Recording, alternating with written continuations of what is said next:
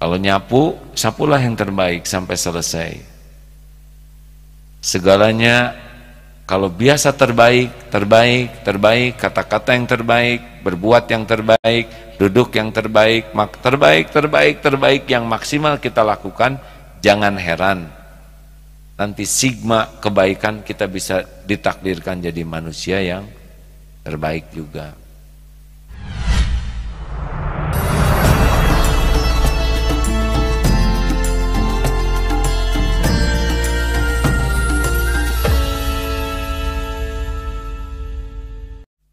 Kita bisa mendengarkan, dapat ilmu, ini juga rezeki. Kalau kita sholat duha, maka kita bisa sholat duha pun rezeki itu dari Allah. Benar? Jadi bisa sholatnya saja itu sudah rezeki, karena tidak semua orang bisa sholat duha. Banyak yang tidak tahu sholat duha. Ada juga yang sudah tahu, tidak melakukannya. Berarti yang melakukan sudah dapat rezeki. Kita jangan sibuk baca Quran untuk dapat rezeki, karena bisa baca Quran juga sudah rezeki. Sehat itu rezeki. Punya kawan itu rezeki. Bisa ngumpul di pesantren seperti ini rezeki yang besar. Punya kawan-kawan orang baik itu rezeki yang tidak ternilai itu. Karena seseorang itu sangat dipengaruhi oleh lingkungannya. Jadi kalau Allah memberikan kepada kita kawan-kawan yang baik, yang mendukung kita untuk berbuat baik dan membuat kita tercegah dari kemungkaran, itu rezeki itu. Bahkan orang yang menegur kita juga rezeki. Walaupun tegurannya tidak enak, karena bisa membuat kita tercegah dari perbuatan maksiat. Jangan ngomong, jangan banyak ngomong. Memang tidak enak caranya, tapi isinya benar. Itu pun rezeki. Bahkan sakit juga sebetulnya rezeki. Karena dalam sakit ada penggugur dosa. Dalam sakit ada pahala bighairi hisab kalau sabar. Dalam sakit ada keridhaan Allah kalau kita ridho terhadap takdir. Hilang dompet juga bisa jadi rezeki itu, karena boleh jadi pencegahan dari penggunaan uang untuk maksiat. Bahkan batal menikah juga bisa rezeki. Batal nikah tuh bisa rezeki. Daripada nikah terus bonyok, daripada nikah terus dianiaya, daripada nikah terus jauh dari Allah. Wah, sekarang semuanya ngangguk. Nah, ngangguk itu rezeki, berarti ngerti, ya kan? Dan ototnya normal. Coba kalau teng.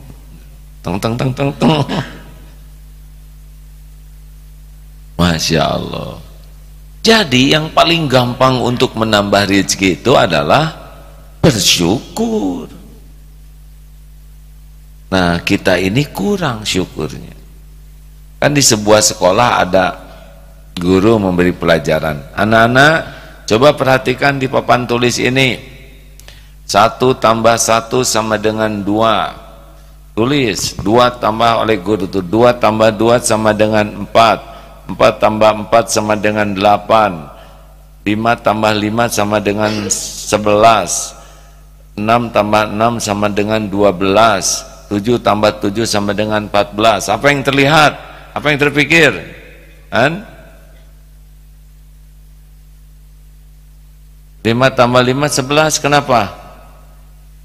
Salah? Ada lagi yang terpikir apa? Nah, inilah kita, Pak. Kita mah yang benar mah nggak diniat, ya nggak? Yang salah wah yang dilihat, kan begitu? Kan 1 tambah 1 sampai dengan 2 benar, betul? Nggak disebut, ya. Fokusnya itu tadi. 5 tambah 5 11. Ih, salah, Bu Guru salah.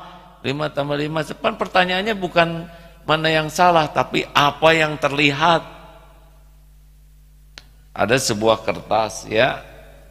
Kemudian dikasih titik di sini. Apa yang terlihat? Ada titiknya. kertasnya nggak disebut hadirin. Nah begitulah kita kepada karunia Allah tuh gak adil. Betapa banyak karunia yang tiada bertepi yang tidak kita syukuri. Akibatnya ya kufur nikmat. Tahu sendiri kan kalau kufur nikmat. Padahal la in syakartum la azidannakum wa la in kafartum inna azabi lasyadid. Justru nikmat itu ditambah kalau kita syukur. Makanya orang-orang yang sangat ingin merasa bahagia itu adalah orang yang menenggelamkan diri dalam rasa syukur. Aduh, kalau kita sudah berusaha tenggelam di dalam rasa syukur itu udah susah cari penderitaan tuh hadirin. Bahkan dalam kesulitan terpahit sekalipun, kalau bisa melihat kesulitan itu bagian karunia dari Allah, syukur. Ya seperti tadi itu, batal menikah, ada yang stres, ada yang ngebentur-benturkan kepala ke tembok, ada yang sujud syukur. Ya Allah, Engkau yang maha tahu apa yang akan terjadi. Saya memang memohon kepadamu, minta yang terbaik menurut ilmumu. Sekarang takdirnya batal pernikahan ini. Masya Allah, Alhamdulillah, Alhamdulillah, Alhamdulillah. Kata ibunya, nak gimana nih pernikahan batal? Bukankah ibu minta yang terbaik untuk saya? Iya, nah sekarang hasilnya begini. Inilah yang terbaik. Dulu ada seorang anak SMA, ahli tahajud. Beliau anak dokter. Tidak tertinggal sholat berjamaah di masjid. Kelas 3 SMA. Juga senang sekali baca Quran. Saya bisa menyatakan begini karena melihat di masjid. Senang baca Quran, sholat berjamaah, kata ayahnya sih tiap malam qiyamul lailnya bagus. Kelas 3 SMA ini. Juga akhlaknya baik yang saya lihat. Nah, ujian SMA tidak lulus, hanya kurang satu nilai. Ini zaman beberapa tahun yang lalu nilai satu aja berpengaruh. Padahal pintar, padahal UMDK atau apa tuh yang diterima langsung tuh, PMDK, penerimaan mahasiswa yang langsung itu sudah diterima di Jogja tuh, kuliah di kedokteran, tapi SMA-nya tidak lulus. Dan beliau tenang sekali. Yang gelisah ibu bapaknya. Katanya sampai habis sholat Jumat tuh ke lapang. Ya Allah, di mana keadilanmu? Anak segini baiknya. Padahal kalau bapaknya diadili oleh Allah, celaka tuh waktu itu, disambar petir mungkin ya. Pendek kata, anak ini tenang. Jadi Allah memberikan tidak lulus ujian, tapi Allah membukakan hikmah. Tidak ada galau, tidak ada minder, tidak ada malu. Nah pada penutupan sekolah itu, akhir sekolah kan biasa suka ada acara, anak ini diminta tampil karena memang berprestasi terus ya. Dan beliau mengatakan, sesudah salam dan doa, Bapak Ibu guru yang baik, saya mohon maaf, saya satu-satunya yang tidak lulus di SMA ini, sehingga kelulusannya tidak 100%. Saya berusaha untuk lulus, dan saya pun berdoa kepada Allah supaya diberikan yang terbaik. Dan saya percaya ini yang terbaik bagi saya. Saya tidak kecewa dengan takdir ini, karena pasti Allah selalu memberikan yang terbaik bagi hambanya. Saya bertobat kalau semua ini karena kelalaian saya. Dan saya mohon maaf kepada guru, kepala sekolah, dan kawan-kawan.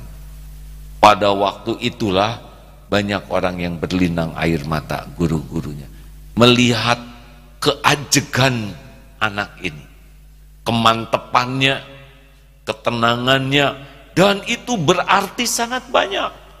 Sebuah pelajaran berharga orang yang bisa menghadapi takdir yang tidak sesuai harapan, tetapi dengan cara yang terbaik, dan itulah yang membuat dia melesat lebih tinggi nilainya di hadapan para guru dan kawan-kawan. Oh, ini memang anak matang. Dan sesudah itu ikut paket C dan kuliah saja biasa normal, karena memang sudah diterima. Nah hadirin sekalian, kadang-kadang Allah membelokkan takdir ya dengan sesuatu yang berbeda, tapi di sana Allah memberikan tambahan-tambahan karunia. Makanya untuk situasi pahit sekalipun kita harus benar-benar bersyukur. Paham? Nah begitulah hadirin. Adik-adik, ayolah banyak bersyukur. Mau sahur tidak kebagian nasi, baik atau buruk? Kan? Baik, karena di sebelahnya ada lontong. Ya alhamdulillah. Hadirin sekalian, marilah kita bersyukur dalam segala keadaan. Ala kulli hal. Di dalam penghinaan juga banyak karunia. Ini Darut Tauhid syariatnya bisa syariatnya ya. Bisa begini sesudah memasuki badai penghinaan, caci maki, dibully, dikucilkan, dipermalukan. Hasilnya begini. Dulu kan tidak begini pesantren kita. Tidak ada sekolah, tidak ada tahfiz Quran, perekonomiannya ala kadarnya, sistemnya juga sederhana. Tapi justru sesudah dibully, dicaci, kembali niatnya kepada Allah. Dulu bersandarnya kepada jamaah, bersandar kepada pujian, bersandar kepada penghargaan, bersandar ke perusahaan, bersandar kepada media, bersandar kepada relasi. Tapi sesudah diputus semua sandaran itu, hanya ke Allah sandarannya. Masya Allah. Makanya jangan berburuk sangka. Dalam kepahitan pun banyak nikmat besar yang boleh jadi tidak didapat dalam kelapangan. Coba dikejar anjing tuh nikmat atau tidak? Ini berat sekali pertanyaan. Pelik ini. Nyebut tidak ada nikmat takut salah, ya kan? Nyebut ada nikmat turun dari sini takut dikejar. Berapa banyak orang yang tahu bahwa dia bisa lari cepat sesudah dikejar anjing, bisa loncat benteng yang asalnya tidak pernah terloncati, jeleng, pohon juga kita bisa naik. Harus berterima kasih tuh kepada anjing. Coba kalau dikejar anjing kita larinya cepat atau tidak? Tergantung anjingnya bagaimana ya. Kalau anjingnya rabun, ompong, dan kita tidak cepat, hadirin. Nah begitulah sahabat-sahabat yang baik. Jadi jangan hanya bersyukur terhadap sesuatu yang cocok, tapi juga harus bersyukur dengan sesuatu yang tidak cocok dengan keinginan. Jangan hanya bersyukur dengan sesuatu yang menyenangkan, tapi dalam sesuatu yang tidak menyenangkan saja harus bersyukur. Apa saudara pikir orang rugi mati syahid itu? Untung kan, syariatnya memang terbunuh. Tapi itu yang bisa membuat masuk surga tanpa hisab. Orang paling takut mati dibunuh, tetapi ternyata ada juga yang jadi berkah gara-gara terbunuh. Asal niatnya dan caranya di jalan Allah. Oleh karena itu jangan mengukur rezeki itu hanya sesuatu dalam bentuk duniawi saja. Satu itu. Dan jangan mengukur rezeki itu sesuatu yang cocok dan menyenangkan sesuai dengan keinginan kita. Karena boleh jadi kepahitan, kesusahan itu pun rezeki yang jauh lebih bernilai daripada kelapangan yang kita inginkan. Dalilnya Al-Baqarah 216. A'udzubillahi minasyaitonirrajim. Wa asa an takrahu syai'aw wa huwa khairul lakum wa asa an tuhibbu syai'aw wa huwa syarrul lakum wallahu ya'lamu wa antum la ta'lamun. Boleh jadi engkau tidak suka wa asan tuhibbu, engkau menyukai sesuatu padahal jelek menurut Allah bagimu, dan boleh jadi engkau menyukai sesuatu padahal buruk. Allah Maha tahu Wallahu ya'lamu, Allah mengetahui segalanya, wa antum, dan kalian la ta'lamun. Makanya jangan sok tahu. Jangan sok tahu. Digigit anjing baik atau buruk? Udah makin pintar santri ya. Ada yang minta jodoh. Keluar dari rumah ternyata ketemu dengan seseorang yang mau jadi istrinya. Alhamdulillah. Biasanya kan dikejar anjing. Hari ini lebih ringkas ya. Terima kasih kepada saudara-saudaraku di Bandung dan sekitarnya. Insya Allah kita akan bertemu di Masjid Transmall Studio. Yes, Transmall Studio. Ya, insya Allah kita jumpa di sana jam 9. Mudah-mudahan kita silaturahim. Asar dan Bada Isya ada di Darut Tauhid. Mudah-mudahan sudah tersambung dengan guru kita. Belum? Halo?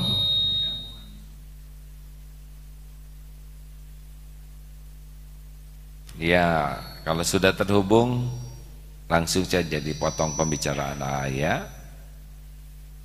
Rekan-rekan jangan lupa kalau mau bicara pilihlah kata-kata terbaik. Selain niatnya baik, pilih kata-kata yang baik. Kalau kita bisa bahasa Indonesia yang disempurnakan, sempurnakanlah. Tidak usah dicampur-campur ya. Mungkin akan jauh maknanya ketika kita membiasakan diri melakukan apapun segalanya yang terbaik.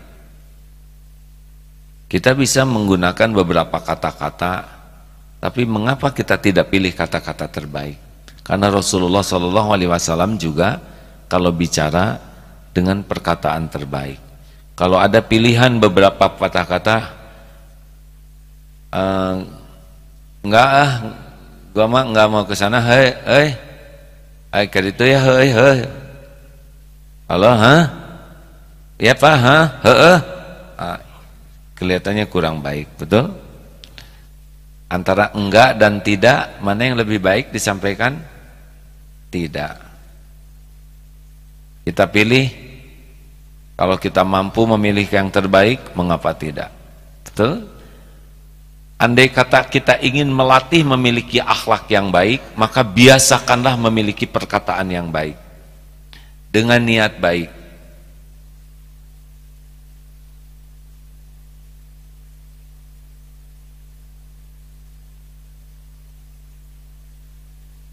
Kalau diam, kenapa? Karena sedang menghargai yang ngobrol. Itu bahasa baiknya ya. Jelas? Mari kita coba pilih kata-kata terbaik selain niat yang baik. Insya Allah kalau kita biasa melakukan hal apapun, duduk yang terbaik. Kan ada duduk juga posisinya sesukanya, lendot, kaki naik sebelah. Kenapa? Tidak terbayang Rasulullah seperti itu, bukan? Kalau mau nunjuk bisa ini ke wajah, bisa pakai jempol, bisa pakai tangan terbuka. Kira-kira mana yang terbaik? Apalagi pakai kelingking gini, ini. Kalau mengacungkan tangan, coba acungkan tangan. Ini tidak kelihatan siapa-siapa, betul? Apalagi begini. Kenapa tidak begitu? Kalau nyapu, sapulah yang terbaik sampai selesai. Segalanya kalau biasa terbaik, kata-kata yang terbaik, berbuat yang terbaik, duduk yang terbaik, terbaik yang maksimal kita lakukan, jangan heran nanti sigma kebaikan kita bisa ditakdirkan jadi manusia yang terbaik juga. Jangan sia-siakan kesempatan untuk bisa berbuat maksimal, karena itu merupakan karunia Allah. Syukuri potensi kita dengan memaksimalkan apapun yang terbaik. Sepakat? Bagaimana, sudah tersambung belum Pak Hamim? Ada masalah kah?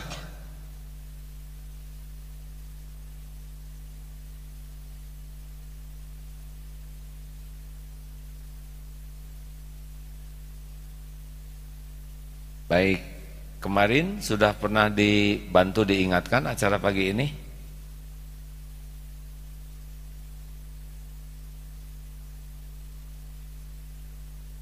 Ada baiknya, ya terima kasih. Ada baiknya dibuat SOP berlapis ya. Kalau pagi ini akan telepon, walaupun sudah terjadwal, sehari sebelumnya dibantu mengingatkan kembali setidaknya untuk mengetahui informasi. Apakah beliau sehat, sakit, atau berhalangan. Jadi ada baiknya, walaupun sudah terjadwal setiap Kamis pagi, tapi ada baiknya. Seperti misalkan kemarin satu minggu sekali, jadwal seminggu dapat. Nanti pertengahan minggu, Senin sampai Rabu diulangi lagi jadwal. Nanti sehari sebelum seperti kemarin, jadwal hari ini masuk lagi. Jadi selalu terupdate informasi terbarunya. DKM bagaimana? Baik. Sambil kita tunggu tersambung dengan beliau. PDLT apa? Sudah di sini saja. Kalau kita mau berbuat mengisi waktu kita, perbaiki diri dan lakukan yang terbaik. Mengapa? Karena tidak ada yang membahayakan hidup kita, tidak ada yang mengancam hidup kita selain keburukan, kesalahan, dan dosa yang tidak jujur kita akui dan tidak berusaha kita perbaiki. Kita tidak terancam oleh siapapun kecuali oleh keburukan, kesalahan, kekurangan diri yang tidak mau kita akui dan tidak kita perbaiki. Orang lain tidak ada yang membahayakan kita. Mati sekalipun kita terbunuh, kalau kita sudah niatnya benar, caranya benar, itu karunia. Jangan terlalu sibuk memikirkan kekurangan kesalahan orang lain sampai lalai kepada kekurangan kesalahan diri. Penyakit orang lalai kepada diri karena terlalu tersita waktu, tenaga, pikirannya untuk memikirkan kesalahan orang. Boleh memikirkan, boleh sesudah kita pikirkan kelalaian kita, karena kegigihan kita memperbaiki orang lain tidak efektif kalau tidak diawali dengan memperbaiki diri sendiri. Contoh, sabar, sabar, gitulah. Innallaha ma'as-sabirin. Gitu. Jangan marah-marah kamu, la tagdob walakal jannah.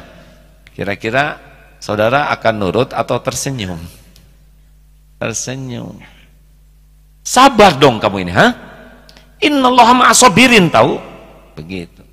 Dan dia tidak sabar ya. Yang kedua, lakukan apapun yang terbaik. Mengapa? Karena in ahsantum ahsantum li anfusikum wa in asatum falaha. Yang kembali ke kita ya perbuatan kita.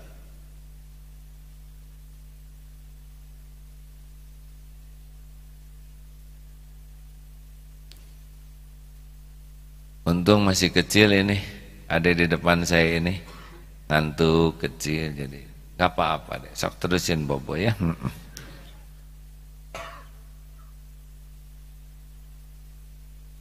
Kalau kita melakukannya setengah-setengah padahal kita mampu, ya kita dapat segitu, namanya kufur nikmat. Kalau kita bisa maksimal, maksimalkan saja. Allah Maha menyaksikan apa yang kita lakukan dan pasti kembali ke kita. Luruskan niatnya, sempurnakan amalnya, pasrahkan ke Allah dengan tawakal. Tidak ada yang tertukar, tidak ada yang tertukar. Kita berbuat segini, Allah kasih segini. Masih ingat teori bayi? Nangisnya pelan. Kata ibunya, shh, jangan nangis. Ibu lagi ngepel, lagi nyuci piring, nanti lagi miminya. Bayi kan mikir, loh, itu si ibu rezeki saya, kenapa jadi telat begini? Oh, saya harus evaluasi diri. PDLT, Perbaiki diri, lakukan yang terbaik. Apa kira-kira kesalahan saya? Satu, tangisan saya terlalu lemah. Yang kedua, monoton, tidak ada inovasi. Jadi dong, Yang ketiga, emang saya malas-malesan. Baik, akan saya coba robah dengan tangisan jenis baru yang inovatif dan full energi. Sambil menggoyang-goyang bok, tiba-tiba ibu, ada apa sayang? Kenapa? Kenapa? Jreng, jreng, jreng, jreng, jreng, lari dari dapur. Bayi tersenyum. Oh iya, kini aku mengerti maksud si Aagim. PDLT. Ketika evaluasi diri dan tangisan dirubah, ibu lari dengan cepat. Ada apa sayang? Sok minum yang kenyang ya. Bukan hanya cepat, tapi sekenyangnya men. Gitulah. Itu bayi ya. Terima kasih. Belum nyambung juga? Sudah? Waalaikumsalam warahmatullahi wabarakatuh. Masya Allah, Alhamdulillah. Semoga Allah memuliakan Pak Miftah, diberikan nikmat iman, nikmat ibadah, nikmat sehat walafiat, dan nikmatnya istiqomah. Amin. Sehat ya Pak? Alhamdulillah, suaranya semakin segar nih. Suara kakek-kakek. Saya juga 11 cucu Pak, jadi nyebut kakek saya lebih nyesek. Terima kasih Pak, silakan Pak, mangga. Waalaikumsalam.